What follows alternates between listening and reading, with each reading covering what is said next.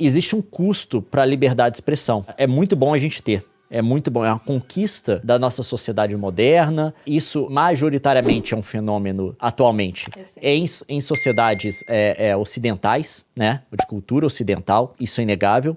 Não que não tenha havido, tá? Eu tenho que fazer todo esse parênteses no passado, tá?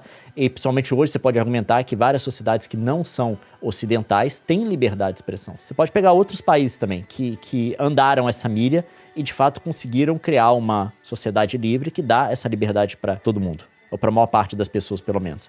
Isso é uma conquista importante, mas vem com um custo, porque discurso tem consequência. Você pode dizer o que você quer, mas isso não te inibe da consequência do que você disse. As palavras têm peso, as palavras têm repercussão. E formam opinião, dependendo de quem fala. As palavras têm peso? Não, palavras não têm peso algum. E mesmo que você queira dar algum peso às palavras, ainda assim não é um peso absoluto, e sim relativo.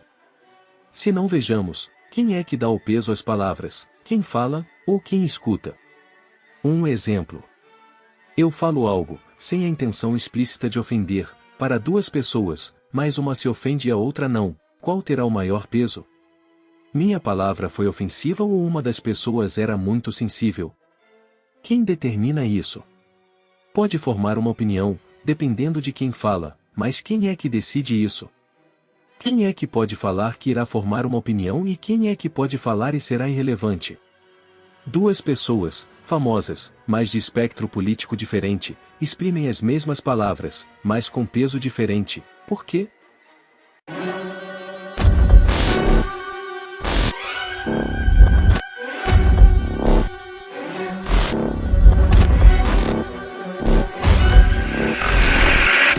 Você tem que ter muita responsabilidade sobre o que você está dizendo. Essa aqui é a questão. A gente que vive em sociedades que tem liberdade de expressão, na verdade, a gente tem uma dádiva em cima da gente, tá? Que se você pegar, vamos lá, liberdade de expressão.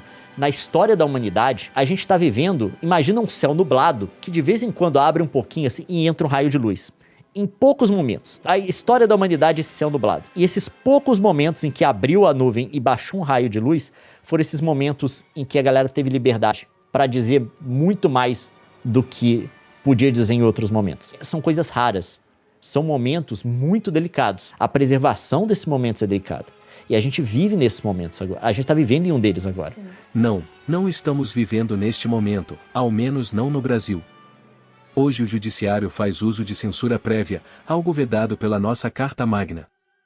Monarque, por exemplo, está proibido de ter suas redes sociais, sob pena de multa. O ex-deputado Daniel Silveira foi preso e condenado a mais de 8 anos de cárcere privado, pelo crime de ameaça. Pena maior que a de homicídio, por exemplo. Alan dos Santos se autoexilou nos Estados Unidos, e há pedido de extradição para o mesmo que será preso se voltar ao Brasil, acusado de espalhar fake news, um crime que nem existe em nosso Código Penal. Brasil Paralelo e Jovem Pan sofreram censura prévia, sendo proibidos de mencionar determinadas palavras em sua programação. Então não, meu querido Fido Dido, nós não estamos vivendo em tempos de liberdade. A gente tem que preservar isso, mas tem que entender que isso implica numa responsabilidade muito grande pra gente. Muito grande. Pense direito em tudo que sai da sua boca. Pense nas implicações morais. Você não pode se isentar da repercussão, do impacto que as suas palavras têm na sociedade, principalmente se você tiver uma plataforma. Quando você fala, eu tenho liberdade, não é assim, você não pode me responsabilizar pela repercussão do que eu disse. E quem é que disse isso? Quem afirmou que hoje se pode dizer tudo sem se responsabilizar por nada? A questão é que mesmo que a pessoa acredite que deva ter liberdade de expressão irrestrita, o que ocorre não é isso. Hoje existem leis que responsabilizam as pessoas, dependendo do que elas falarem. O direito penaliza aqueles que usam da palavra escrita ou verbal para desgastar a honra alheia, abrindo-se uma exceção nas críticas a pessoas públicas, em especial autoridades, caso em que mesmo declarações ácidas, profundas e impiedosas são admitidas, desde que não resvalem na imputação falsa de crimes, ou em declarações inverídicas sobre fatos desabonadores.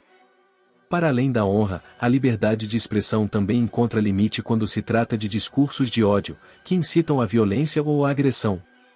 Qualquer cidadão pode expressar suas ideias, por mais absurdas e estapafúrdias que sejam, desde que não ameace terceiros. Pode-se até discordar da lei, achar que ela deveria mudar, mas não há ninguém que diga que não pode ou não deve ser responsabilizado por aquilo que ele disse. Agora, achar que determinada condenação ou sanção é injusta, aí também é um direito da pessoa, ou nem isso ela pode achar mais? É outra coisa. Você tem que pensar. Você tem que pensar e ter responsabilidade. E eu acho que é isso que a cultura do Twitter, como está sendo feita agora, é sobre isso que ela vai contra. Porque o Twitter cria uma plataforma em que você é encorajado a postar coisas sem pensar. Você não revisa, é a coisa do momento. E aquilo pode ter uma repercussão negativa muito grande, principalmente para muita gente. E a gente tem que lembrar que a gente vive num mundo em que existe racismo, existe misoginia, existe todos esses problemas para os quais a nossa fala pode contribuir. A liberdade de expressão, ela é tão preciosa, é isso que o Leon tá falando, quando ele fala da responsabilidade. E quando você usa de uma forma que você violenta outros direitos preponderantes, no caso, a vida, você tá contribuindo para que esse céu se feche de novo. Se você usa a liberdade de expressão para promover um ambiente de violência, você está contribuindo para perder a liberdade de expressão. Como já vimos, racismo é crime no Brasil, misoginia ainda não é considerado crime, mas já é previsto o crime contra a honra, que pode facilmente se enquadrar neste quesito. Mas o resto desta fala é balela, é alarde e alarmismo. A liberdade de expressão não vai acabar se as pessoas falarem bobagens, ou mesmo cometerem crimes, fazendo uso dessa liberdade. A única forma de acabar com a liberdade de expressão é a implementação de um governo autoritário.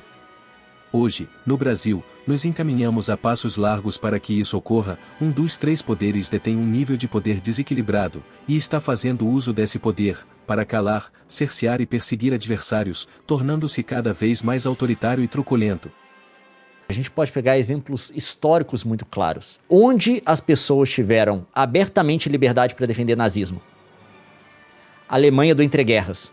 Como é que terminou? Ah, não, a gente tem que deixar falar e, na verdade, a gente tem que vencer eles com argumentos. Colocar argumentos melhores, que as pessoas vão passar para o nosso lado. Você acha que não tinha ninguém capaz de argumentar na Alemanha do entreguerras? Você acha que entre os sociais-democratas, Partido do Centro, quem mais?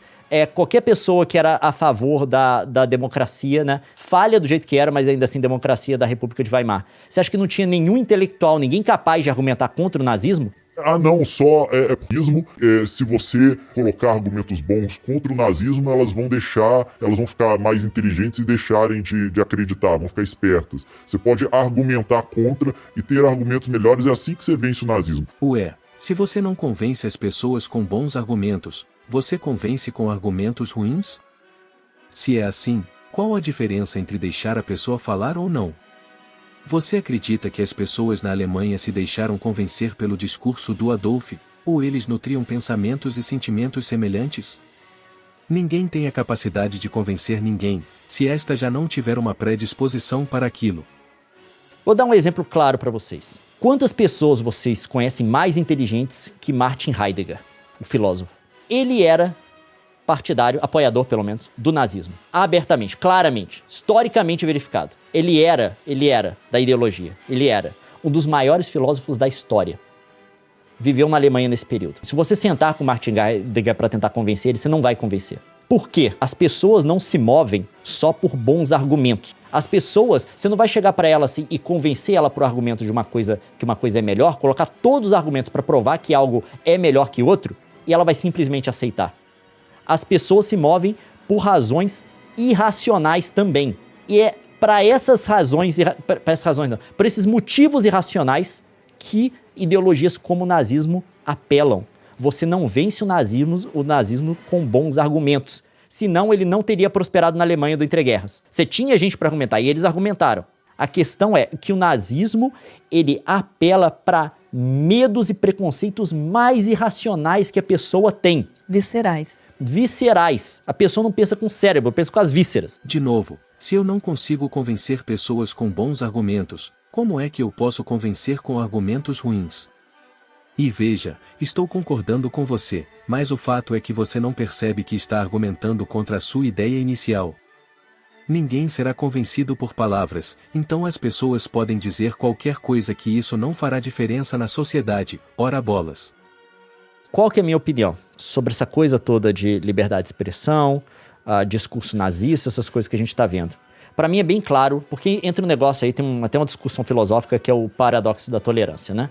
Em nome da tolerância, você tem que tolerar o intolerante? É todo um paradoxo, não é fácil delimitar. Os discursos que merecem participar de uma sociedade livre e os que não merecem. Mas eu tenho um conceito muito específico que é aí que entra toda a minha oposição a essa coisa de discurso de ódio, somente o nazismo, né? Vou colocar o nazismo como sendo... Porque quando a gente fala de discurso de ódio é muito aberto, existem várias manifestações distintas. Mas quando você fala nazismo, é uma coisa mais ou menos coerente, que todo mundo sabe o que é, então é mais fácil para o diálogo. Eu acho que uma sociedade livre não pode permitir discursos que defendam o fim dessa sociedade livre. É isso. A partir do momento que o nazista está falando que esses grupos devem ser excluídos, não merecem participação política, tem que ser mortos, esse discurso deixa de ter direito de participar de uma sociedade livre. É isso. Esse é meu critério. Tá? A partir do momento que você argumentou contra a liberdade da sociedade, você perde o seu direito de fazer parte dessa sociedade. Que zoado seu critério. Mas isso é um paradoxo mesmo, porque, se você defende que algo não deva existir, porque esse algo defende que alguma coisa também não deva existir, logo você também deveria deixar de existir. Mas seguindo esse critério, sabe o que mais não deveria existir? O comunismo, ou um partido comunista. Porque, em última instância, é um grupo que também prega que alguns grupos também não deveriam existir. A diferença é que os nazis baseavam seus ideais em questões raciais, já os comunas se baseiam em questões de classes sociais. Eu sei que é paradoxo, você pode pegar e falar, você está argumentando pelo não direito deles então, mas não é esse o caso. Você tem um critério de avaliação, um metacritério, que se aplica a todo mundo. Esse é o meu ponto de vista. Por quê? A gente sabe que as pessoas não são movidas só por razão. Se a gente der liberdade para determinados grupos poderem argumentar o ponto deles, livremente na sociedade, sem nenhuma responsabilidade, independente das consequências, a gente já viu isso acontecer em outros lugares do mundo. A gente viu isso acontecer na Alemanha, que era um país, gente, era um país desenvolvido, tá? Esclarecido para os padrões. Eu sei que eles saíram depois da Primeira Guerra totalmente destruídos, mas mesmo assim eles se recuperaram depois da hiperinflação. E é um país, no contexto, tá, da Europa, no contexto da época, da economia da época, era um país relativamente bem de vida, tá? Relativamente rico. País poderoso. Quanta contradição! Veja bem, se deixar um grupo falar, esse grupo pode influenciar outras pessoas. Mas bons argumentos contra essas pessoas não funcionam, porque bons argumentos não são capazes de influenciar ninguém. Decidam-se, porque as duas coisas ao mesmo tempo não são possíveis. E essa é uma análise muito simplista, dá a entender que bastou Adolf e meia dúzia de pessoas começarem a falar abobrinha, que isso arrebanhou milhões de alemães para o lado nazi? Houve todo um contexto para que isso ocorresse, um sentimento antissemita que já vinha bem antes de Adolf ascender ao comando da Alemanha, entre inúmeros outros fatores que contribuíram para toda aquela desgraceira. Eu acho que não tem nem o que falar. Até porque o nazismo é crime. No Brasil e em vários lugares do mundo. É. Crime é crime. Até onde não é, gente. A galera fala dos Estados Unidos eles têm liberdade. Não tem. Não é irrestrito. Por exemplo, você tem o discurso comercial. Você não pode. Você não pode reivindicar liberdade de expressão para discurso comercial. Por exemplo, o Elon Musk levou uma multa uma vez por um tweet que ele publicou, porque era um tweet que potencialmente manipulava mercado. Ele tomou uma multa. Porque você não pode. Liberdade de expressão não cobre discurso comercial. Se você anunciar que seu produto tem uma coisa e eu comprar e não tiver, eu posso te processar e você não pode falar, não era minha liberdade de expressão. Não pode. Estranho. Pesquisei aqui e não achei nada sobre essa multa. O que encontrei são notícias de que um grupo de investidores estavam processando o empresário por supostamente manipular o mercado, a fim de conseguir um desconto no valor que ele iria pagar pela plataforma. Ou seja, isso que tu afirmou, se for sobre este caso, ainda está incorreto, porque qualquer um pode mover processo contra qualquer um por qualquer motivo, o que não significa que tu vai ganhar a ação. Além disto, olha a viagem, liberdade de expressão não significa liberdade para mentir, sabendo que aquilo é uma mentira. Isso é o que chamamos de propaganda enganosa, e lesa o consumidor. Mas isso não é liberdade de expressão. Dar sua opinião sobre nosso sistema eleitoral, sobre as urnas, sobre um político que foi condenado por corrupção, isso sim, deveria ser aceito. Xingar e criticar um ministro não deveria ser motivo para prisão. Se manifestar contra um determinado tipo de medicamento também não. Mas pasmem, pessoas foram condenadas no Brasil por isso. Nos Estados Unidos, por exemplo, se confere um amplo espaço à liberdade de expressão. Lá, a Suprema Corte já reconheceu a queima da bandeira americana, os insultos a minorias ou grupos raciais e até mesmo a queima de cruzes, símbolo da odiosa organização racista Ku Klux Klan, como manifestações da liberdade de expressão, quando não acompanhadas de ameaças concretas ou violência. Lá, inclusive, é permitido que exista um partido nazi. Outra coisa também, tem um conceito específico que é sobre quão mais imediato é um crime. Tem um conceito específico, você que estuda direito americano, você sabe isso melhor que eu, você sabe a terminologia. Que você não pode reivindicar você fazer um crime. Por isso que os nazistas nos Estados Unidos, eles não podem ser totalmente nazistas. A gente sabe que é, a gente olha assim, é nazista, a gente sabe. Aquela galera lá que fez aquele negócio lá de terra e sangue há um tempo atrás, e foi logo no início do governo do Trump, a gente sabe que é nazista. Só que eles, se eles forem nazistas completamente... Explicitamente, a ponto de defender coisas do nazismo como a eliminação dos judeus, aí isso é crime. Você não pode defender o cometimento de um crime, ou recomendar o cometimento de um crime no seu discurso. Você que é jurista, você sabe a terminologia. Desculpa, eu não sou do direito, eu só sei por alto. Então, assim, nem lá é tudo liberado. Não existe país no mundo em que é tudo liberado. Eles são nazistas completamente. Eles são nazistas totalmente. Não existe isso de meio nazista, ou é ou não é. O fato deles não botarem em prática aquilo que eles pregam, não os tornam menos nazistas, os tornam menos criminosos. Há um abismo entre falar algo, e fazer esse algo. No meu caso, eu prefiro saber com certeza quem são as pessoas que me cercam. Eu gostaria de saber quais são as opiniões das pessoas que me cercam, sobre tudo. Desta forma, posso simplesmente me afastar de uma pessoa que se diz abertamente nazista, ou comunista, ou de qualquer outra ideologia que eu considere inapropriada. Liberdade de expressão é um assunto muito complexo, envolve muitas questões e não pode ser tratada de forma tão leviana assim. Bom, gente, é sempre assim, no final de tudo essas pessoas defendem a liberdade de você se expressar, desde que essa expressão seja exatamente aquilo que ela quer escutar. Ou, muitas vezes, defendem não o que foi dito, mas quem disse. Se for alinhado com minha ideologia política, eu irei defender, mas se essa pessoa vai contra o que eu acredito, aí ela não tem direito de se expressar. Isso vale em 99,9% das vezes para essa galerinha lacradora que esse casal faz parte. Se você acompanhou até aqui, peço que deixe seu like, seu comentário, e se inscreva no canal. Forte abraço!